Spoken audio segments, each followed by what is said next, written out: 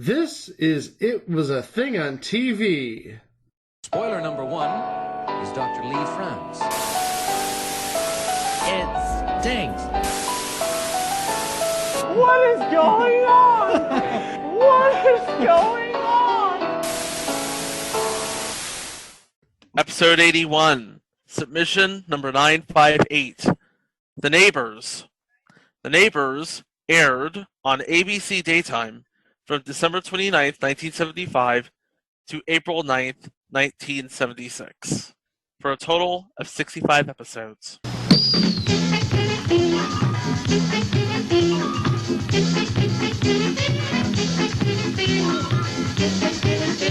It's time for the Neighbors. And now here's the Neighbors' best friend and your host, Regis Philbin.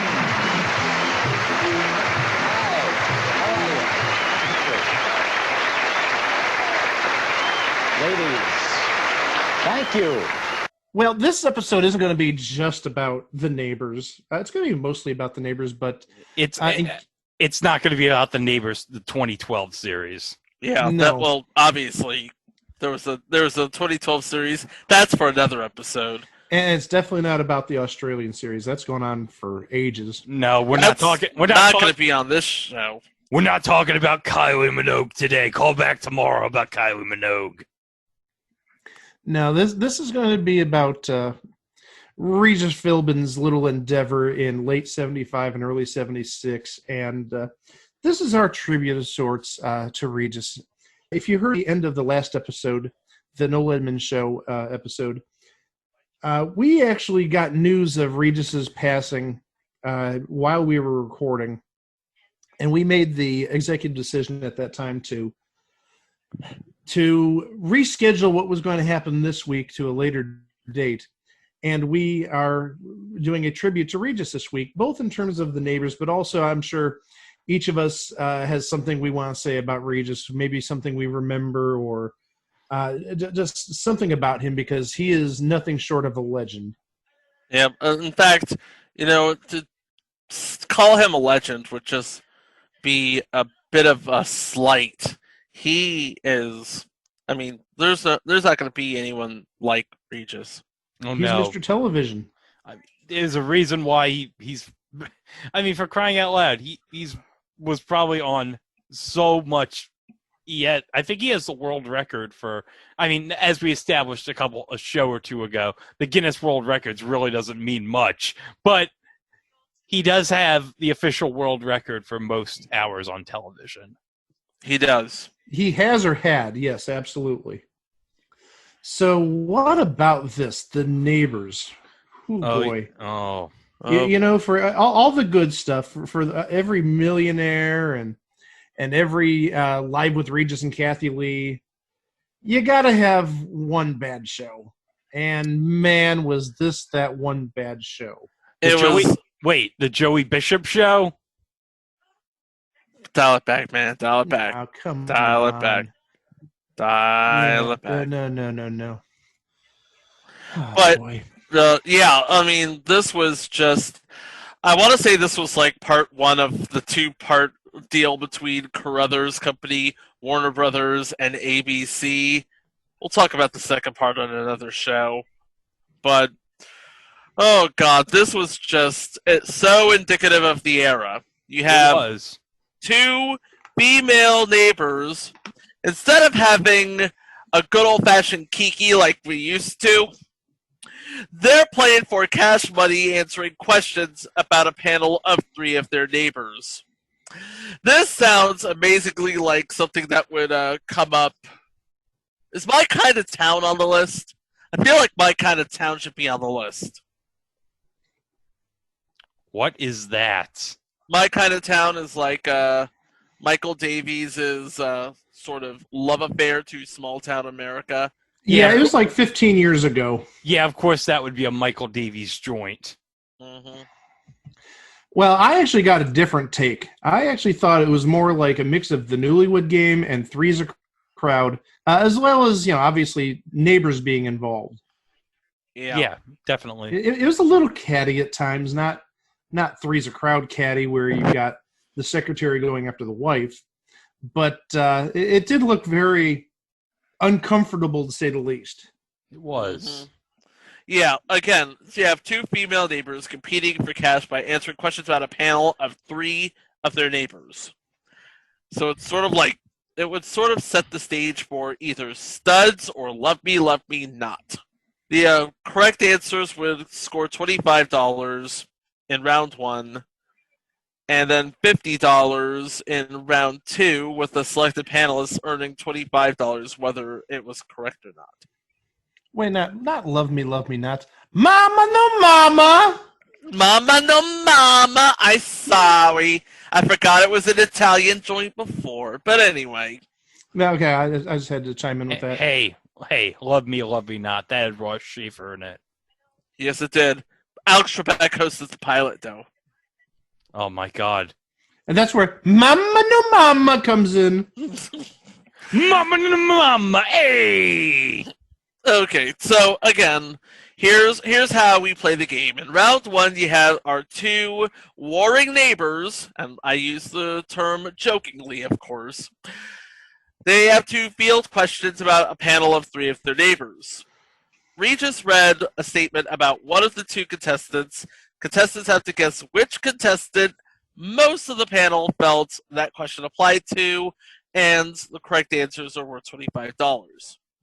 In round 2, contestants guess which panelist made a particular statement about that player, and a correct selection scored 50 for the contestant and 25 for the panelist.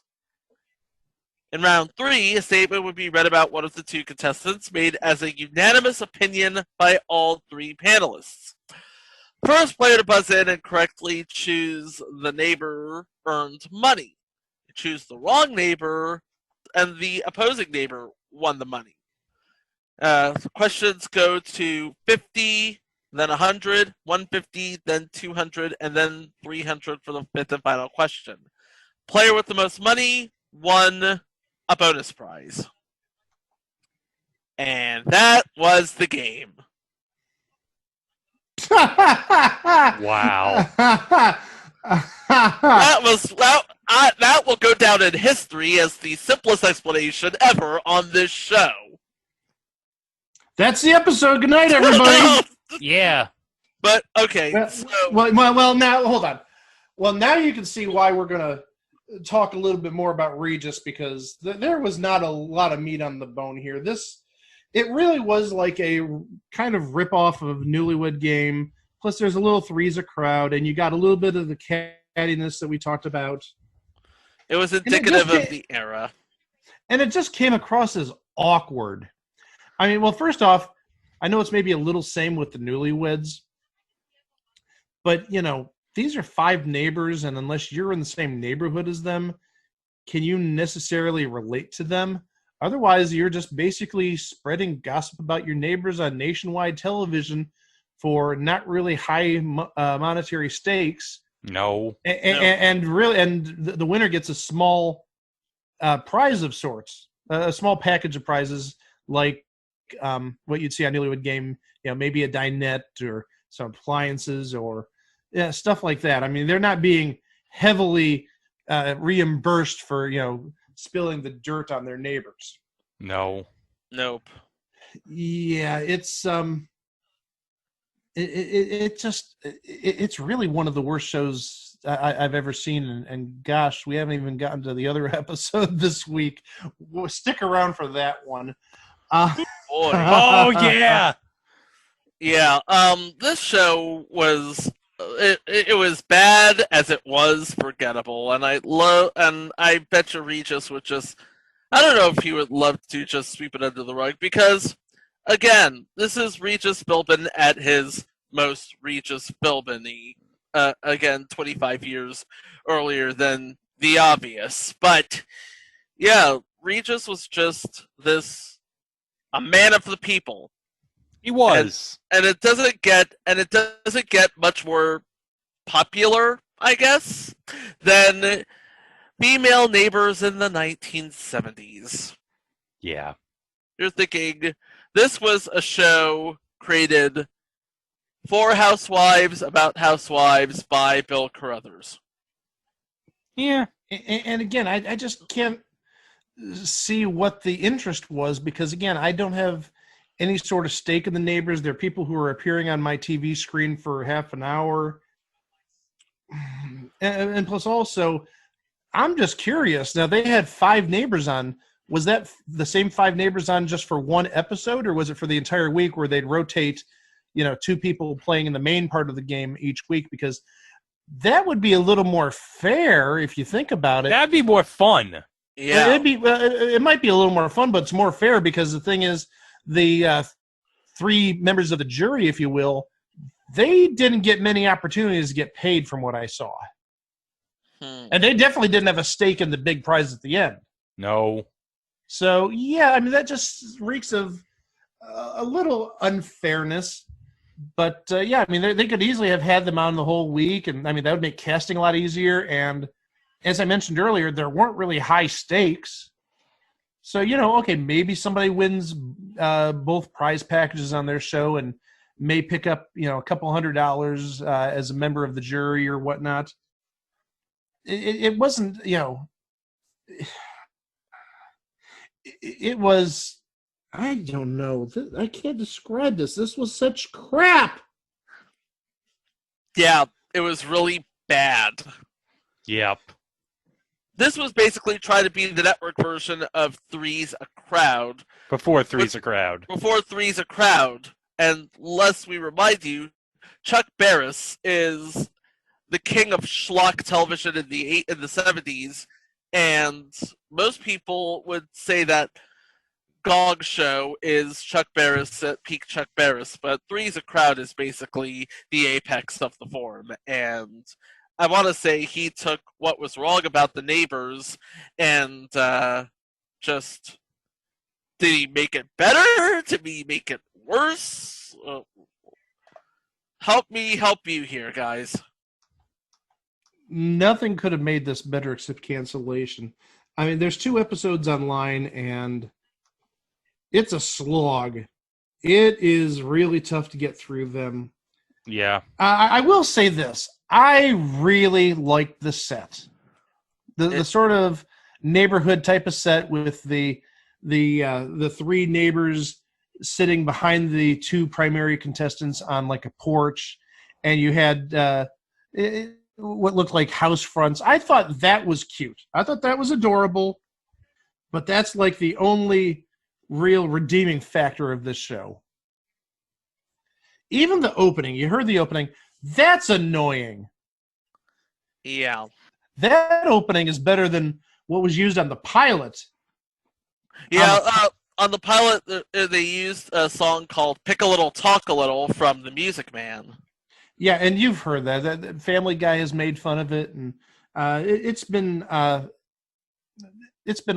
over the place. Pick a little, talk a little, cheep, cheep, cheep, something like that. You can easily find it on YouTube. Well, guys. No, I know what you're going to say, Mike. Mike, I recognize that look on your face. What do you have planned? I know what you're going to... No, not the music! Anything but the music! So as I was saying before you 2 overreacted, this show obviously needs a little bit of filler, and gosh knows what's better filler than Don't do it. Don't play the music! Don't play the music! Ah! Play the music. Oh.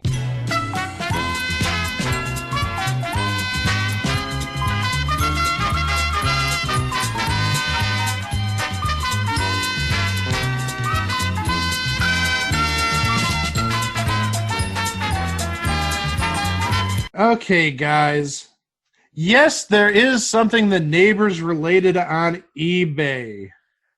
It better not. Is it unless it's an autographed picture of Regis on the set? Forget about it. It's not an autographed picture of Regis on the set.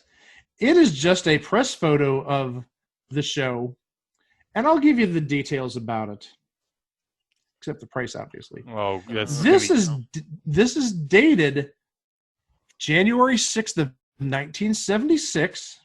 You have Regis in the middle, and on the left-hand side to Regis's right, you have the 2 main contestants for the day, Beverly and Sandy. Not that that makes half a difference. And you have the three neighbors, the three cackling neighbors on the right-hand side to Regis's left. So again, this is dated January 6th of 1976. It's a 7x9, not an 8x10, 7x9. Oh, that makes a world of difference. Well, yeah, I mean, you're losing an inch on both sides, so it's that much smaller. But Well, an inch could mean a lot of things to a lot of people, dude. Freezing. And we'll start with Greg, since last time I went with Chico first. So, Greg, in dollars and cents, what would you pay, or not what would you pay, but what is the going price for this press photo of the neighbors? Okay. 7x9. Yeah, not 8x10, 7x9. 9, 8. I will go $11.99. $11.99. Okay, Chico. Well, I hate to sound very morbid, but given that Regis is sadly no longer with us, I'm guessing the price has gone higher. So I'm going to guess $15.40. $15.40. Okay, Greg said $11.99, and Chico went with the awfully weird $15.40. Yeah. One of you is awfully close. Okay. Awfully close. The winner is the person who's closest to $15.47. What? What? $15.47. 7 cents off. I almost said $15.42, but my brain just. Is that the closest we've had to a perfect bid? I think that's the closest we've had to a perfect bid. Yes. Okay. Wow. Oh, that took precision, and he just nailed it. I thought Greg's bid was great, but Chico had surgical precision there, and just boop, within 7 cents. Beautifully done. Thank you. But you know what else was beautifully done? Again, this is your classic example of Regis turning shit into shinola. Yeah. Okay. That's an interesting segue, isn't it? Yeah, I guess.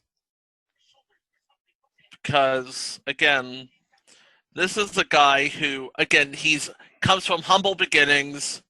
He's New York through and through. Oh yes. He's a man of the people, and not many people know this, but he didn't have a writer working on his material, so he sort of perfected the audience chat. Yes. Okay. So that became his go-to, his trademark. Oh yeah, and that was one of the best things about Regis and Kathy Lee is the beginning of the show was never scripted. That was all them. Mm-hmm. That was all them reacting to whatever was in the news, whatever crazy thing happened with Regis that yesterday. It was just incredible when the monologue when they would talk. It brings back so many memories. It does. It does. Now, let me ask you this, Greg. Since you are in New York City, yes, and I believe you've lived there almost all your life. Well, I live in Long Island. I don't exactly live in the city. Oh, okay, but I mean, you're a lot closer to New York City than both me and Yes. Chico are. Yeah. Yeah. Had you ever gone to a taping of Regis and Kathy Lee or Regis and Kelly? No, I didn't. Unfortunately. Okay. But I wish I did, because whenever you would watch the tapings on TV, it looked like such a fun time to be on the set. Well, I know that a good mutual friend of all three of ours, Kyle Hirschon, had gone to a number of episodes, and he says exactly that. It's absolutely a riot. And I wish we had him here, because he relayed a story about when he went to go see the show. I think he was like 7 or 8 years old. So this would have been probably about 15 to 17 years ago. And Regis was still there. And he did something. I don't remember the details of it. I'm sure if Kyle hears this, he'll fill me in. But he did something when Regis was talking to him, and he came across looking like a total goof on TV. More so than he does in regular life. Yeah, he is like we all know Kyle. He is our lovable goofball. Yeah. In fact, Yes, for those that wouldn't know, if you listen to the Xavier Renegade Angel episode, he's the guy who says crikey. Yeah, he's also at the end of the show, too. He's also at the end of the episode, too. But guys, when we think of Regis, we think of mainly, I mean, obviously Regis and Kathy Lee, Regis and Kelly, but we got to go back to 1999 when Who Wants to Be a Millionaire premiered on ABC. And that had, that became, it's easy to forget now, especially, considering what a phenomenon that show was when it came on. Mm-hmm. It was a game changer. Oh, yes. It was absolutely.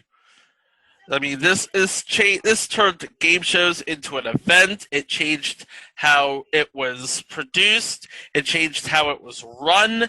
It was all computerized. There was a lot of polish. This was basically the game show 2.0. And also, let's add, it elevated Regis to like a whole new stature in terms of pop culture fandom. I mean, he was just that guy on that morning show, or not even just that morning show, on those morning shows, because, again, we mentioned Regis and Kathy Lee, Regis and Kelly. He did shows on Lifetime. He had his own talk show back in the early 80s. Hey, so Discovery, he was that morning show guy. Yeah, and I'll talk about a discovery I made in a little bit before we started doing the show, before we started recording. But, I mean, think about it. Who Wants to Be a Millionaire basically changed the genre. Because think about it. Because of Who Wants to Be a Millionaire, think about it. We probably don't get on Jeopardy the changing in 2003 of the 5-day retirement rule to the champion stays on until he's defeated. So think about it. Without Who Wants to Be a Millionaire, we probably don't get the Ken Jenningses and the James Holzhauers. Mm-hmm. And also to another extent, if we don't have Millionaire, we probably don't necessarily get Survivor or Big Brother or The Amazing Race.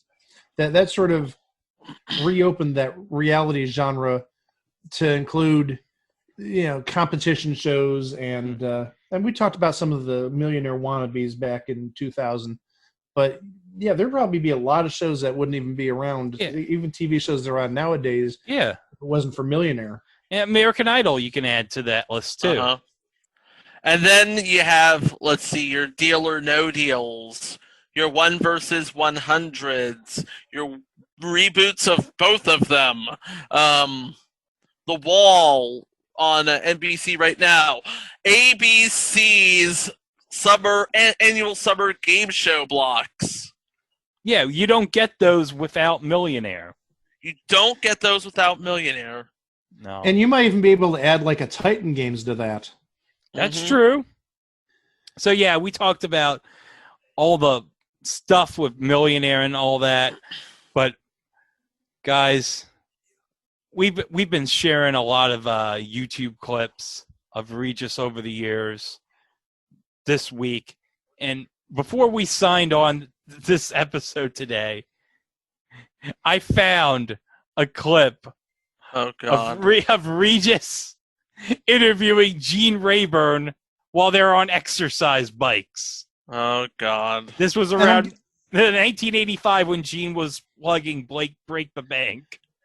And this, I'm guessing, was when he was on Lifetime. Yeah, because Lifetime would be owned by ABC probably at this point. So, well, also another thing that I think we need to mention, and this was a Chico find, I believe. Okay. In our little conversations that we have, he passed along a YouTube link to Regis on Password Plus back in late 1981, November of 1981. Yes, and this would have been to plug, because people forget, he had a morning show on NBC in 1981, right after Las Vegas Gambit was canceled.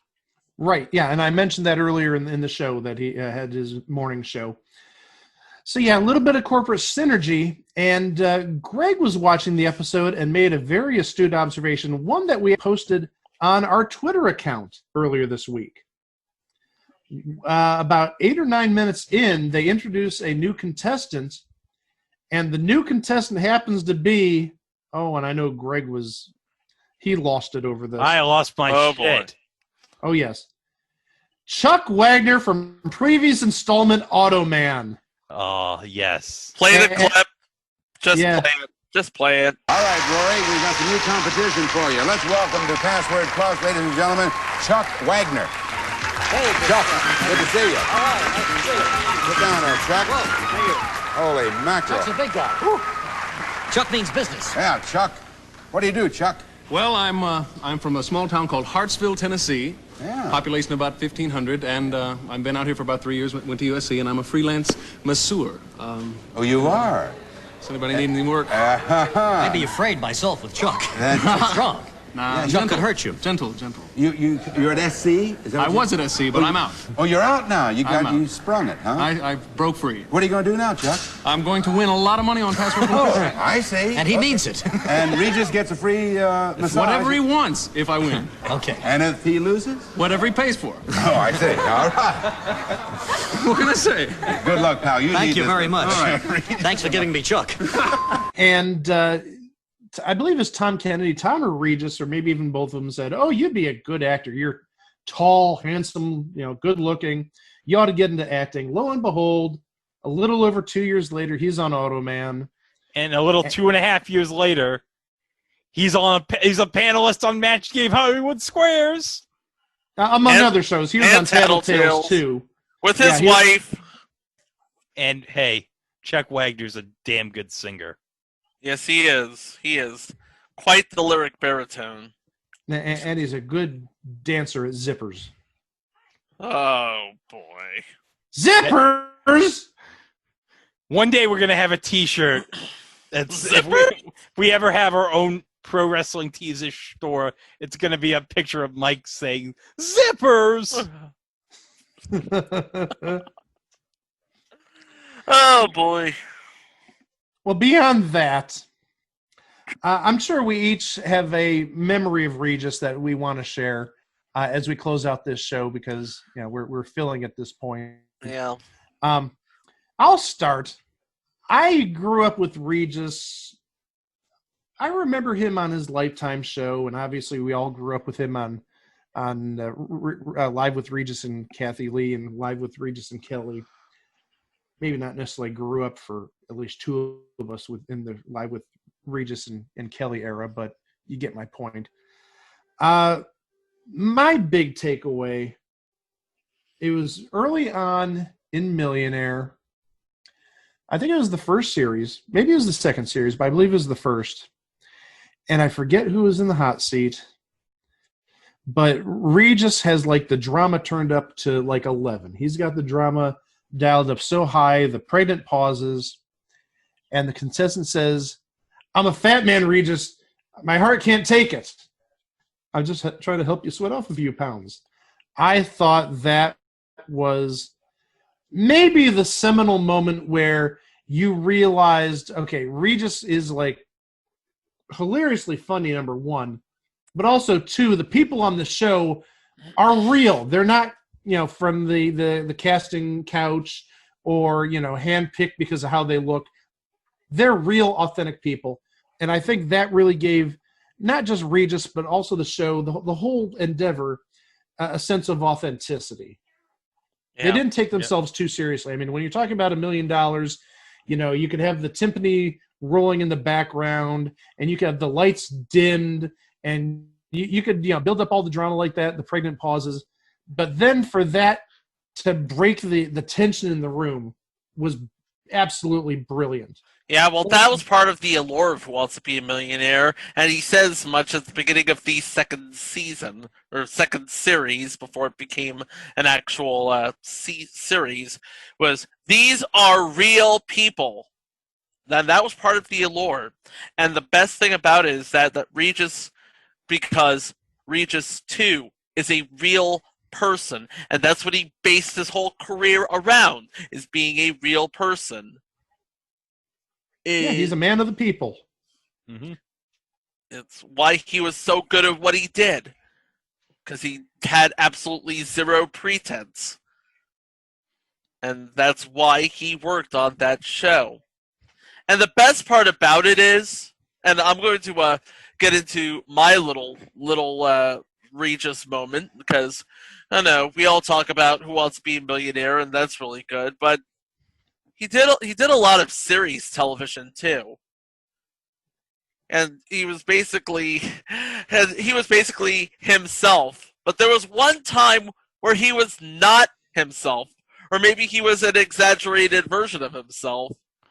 I believe it was a season 4 episode of How I Met Your Mother. Oh, yes! Yeah, and I think we've got this on the list actually, but Best Burger in New York. Oh, yes. Where Regis is the host of $1 Million Heads or Tails. And for some reason, maybe it was just Ted, talking Regis up as Ted is wont to do. Regis seems to have the superhuman strength about him. Oh, yeah. Well, just remember, Ted Mosby is an unreliable narrator, considering he can tell his children about all the times he slept with various women, but he won't tell his kids about the time he smoked weed. No, Greg. It was a sandwich. He was eating a sandwich. Sure he was. Okay, Greg, you have any thoughts about any Regis memories? Oh, well, you mentioned the Best Burger in New York. That is a great episode of How I Met Your Mother. He's great in it. But I want to bring up, we can't go without mentioning Regis without talking about all the times he was on David Letterman over the years. Oh, yes. Oh, my gosh, yes. Yes, David Letterman even went so far as to say that Regis was the perfect guest. And he was. Yeah.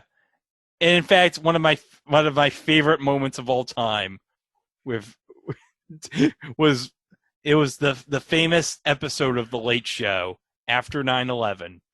Dave does this. Dave does the great monologue, what we were all feeling after 9/11, and then right before, Regis is the first guest to come out, and so when they come back from the commercial break and it's back to Dave, he says to the audience, "Okay, now here comes the horrid port." Meaning Regis is the horrid port. Like, okay, that was easy. Now that's of course that's the joke. This is the easy part, but he's like, okay, this is the hard part. But I mean, God, there's this one clip, if you can find it on YouTube. It's of Dave and Regis, and they're talking about some stuff, and they're talking on top of the marquee of the Ed Sullivan Theater. And that's like, wow. You have these two legends of television sitting on top of one of the most famous marquees in New York City. There's nothing better than that. Not even close. No. And there's one other thing I want to mention, because I don't want to go without saying it, but I remember Regis was because we're going to do a future installment called It Was a Thing at WrestleMania, about celebrities at WrestleMania, that we'll get to one of these days. Yeah, Regis was a big wrestling fan. Oh yes, he was. He had all the WWF guys on his shows over the years, and there's a great clip of Bret Hart putting Regis in the sharpshooter. That was hilarious.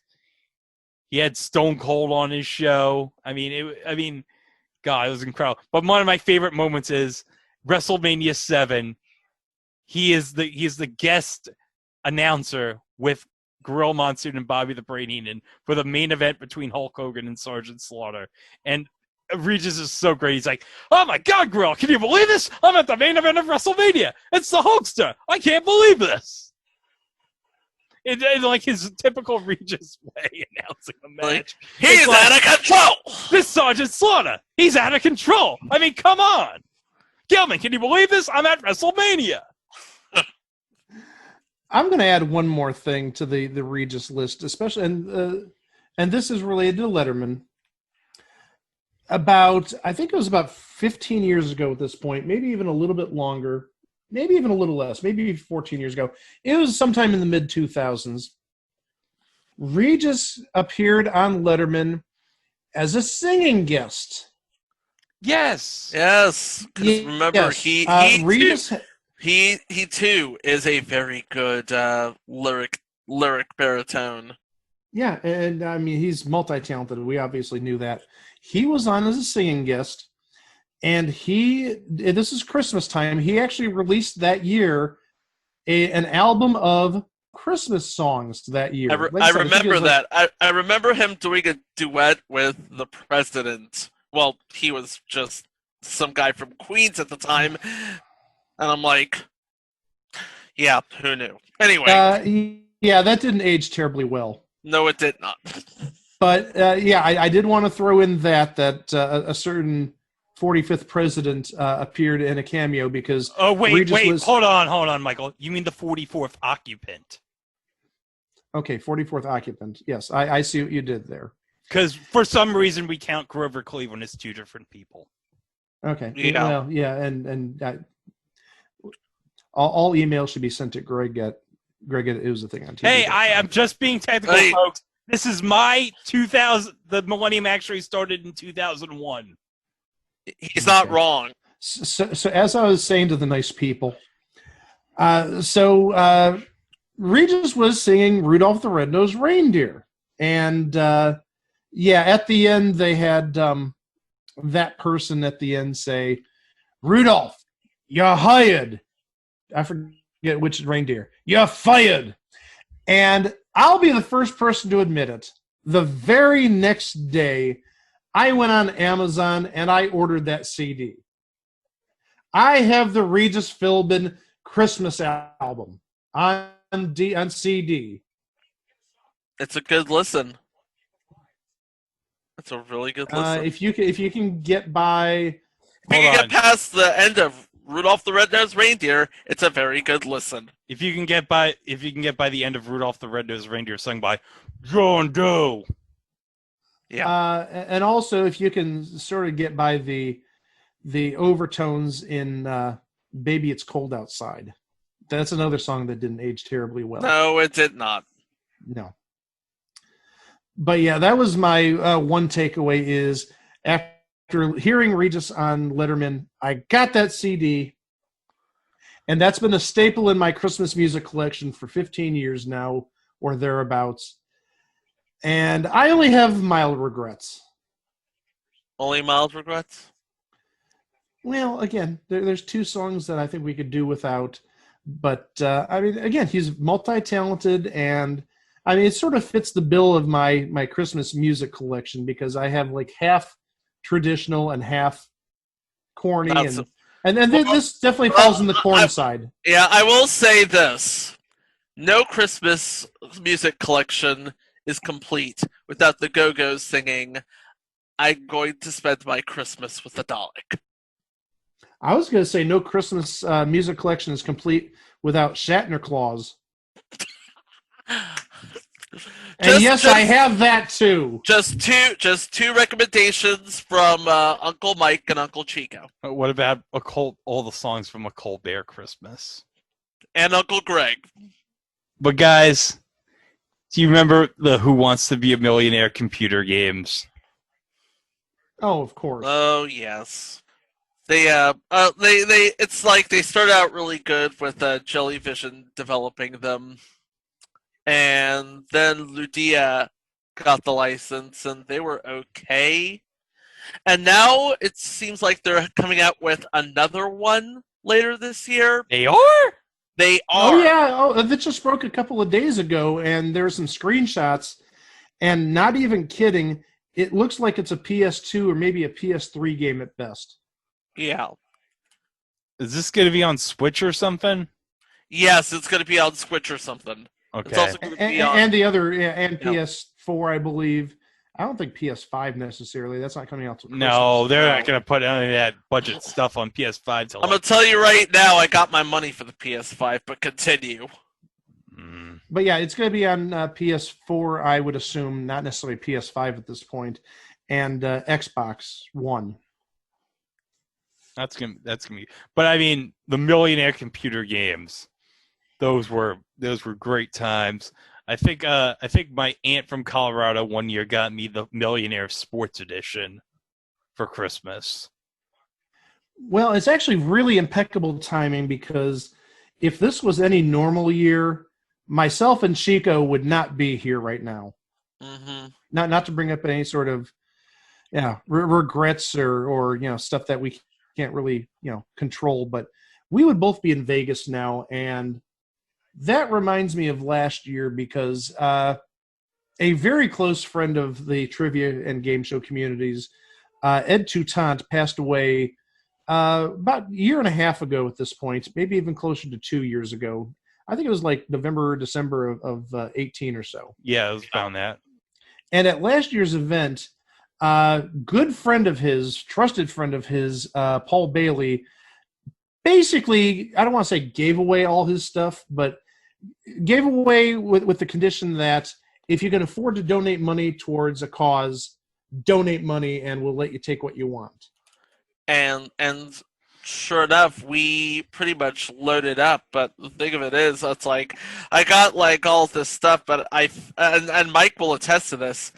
I felt terrible.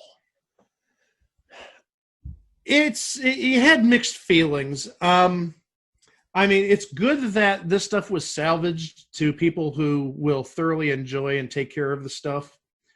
But also, at the other hand, it's like, did it really have to happen under these circumstances? Yeah. Yeah, and that's why we say screw cancer around these parts. Indeed. It's just one of the things that I got that, Greg just mentioned. I have a sealed copy of the Millionaire Sports game on CD. But also, this is a show and tell. I know Chico knows about this. Oh, I don't. Greg does too, but I'm going to get this. I don't think I do. This is going to be a surprise to me. What is it?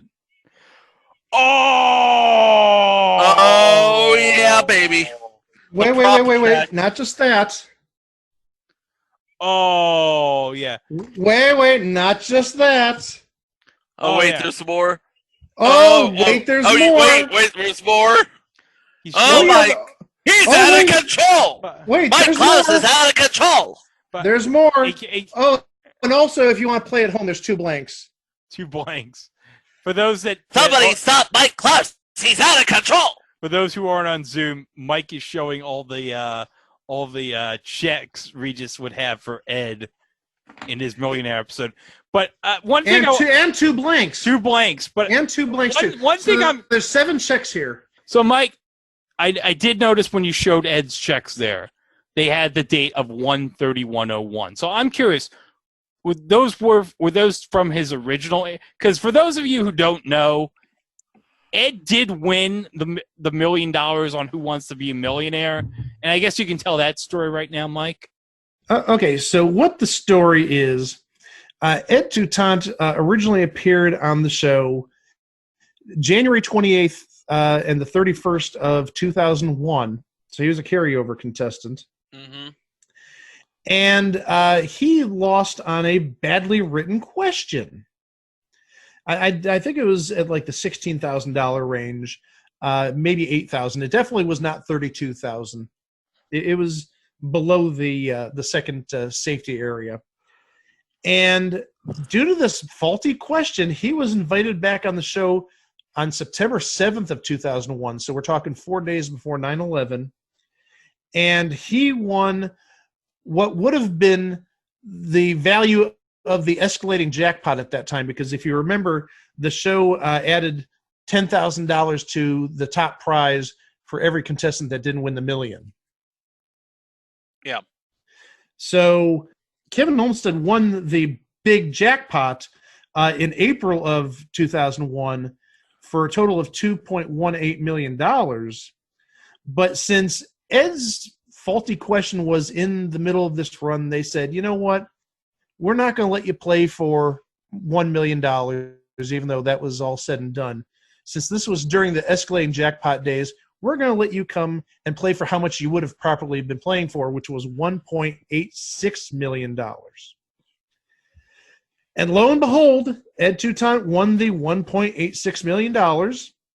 And I, at this the Trivia Nationals last year, when Paul Bailey was trying to give away all of Ed's trivia stuff and memorabilia, I mean, there were anything you could think of that had to do with millionaire, Ed had it. Oh, yeah. I picked up a window cling from McDonald's. What? A window cling. A window. I mean, it's just rolled up. It's one of those that you'd stick in the window. If they're like pitching, dollar drinks or 2 for $5 Big Macs or whatnot. It was a window cling like that. I didn't don't really know have a place for it, but I have it still in my possession. I didn't know those existed. Oh, he had everything millionaire. He had multiple copies of every game. Home game, video game. I mentioned the sports CD earlier. He had the electronic games, the handheld games that Tiger made. He had everything. Oh, yeah. And eventually, at the end of the Trivia Nationals, they basically said, if anybody wants anything, take it, because if it's not going to be taken, it's going to be thrown out. So, I mean, I still have a number of things. I have a couple of... I have a bunch of cheese keychains. You see, I didn't get the keychains. Like I said, I have a McDonald's window cling from 20 years ago. I've got the sports CD game. I've got the handheld game in packaging still. And the one that I wanted, and I think this is a complete set, because I bet you the $1 million or the 1.86 million was either a real check or it wasn't fake like this. Because this is not Regis's signature. That's definitely a reproduction. Definitely an auto pen, yeah. But the thing is, I've got his $500,000 check. I've got his $250,000 check, his 125, his 64, his 32. And then I've got 2 blank checks, which are signed by Regis, but I'm pretty sure these are fake because they do not look anything alike. It looks like maybe some sort of PA sort of forged Regis's signature on it.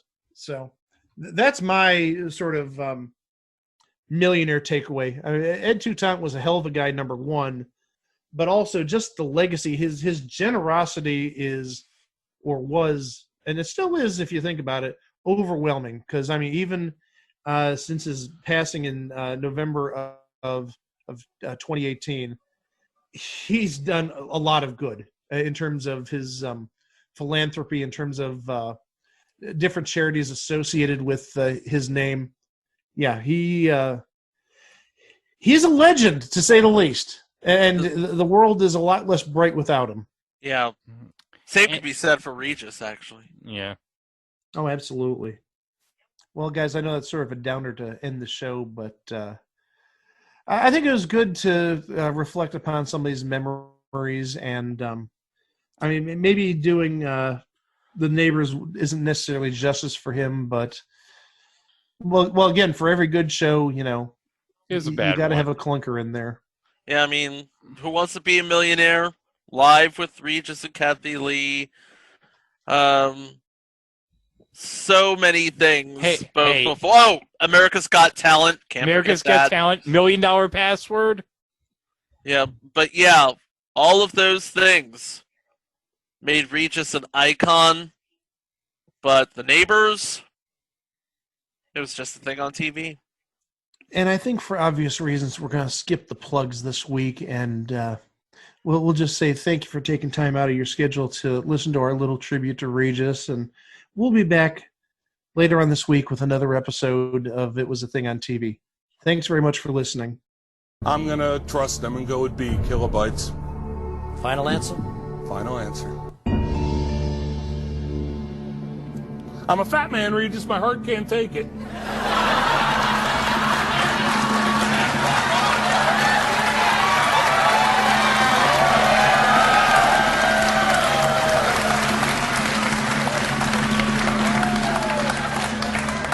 I'm just trying to help you sweat off a few pounds. You're right, it's KB for $8,000.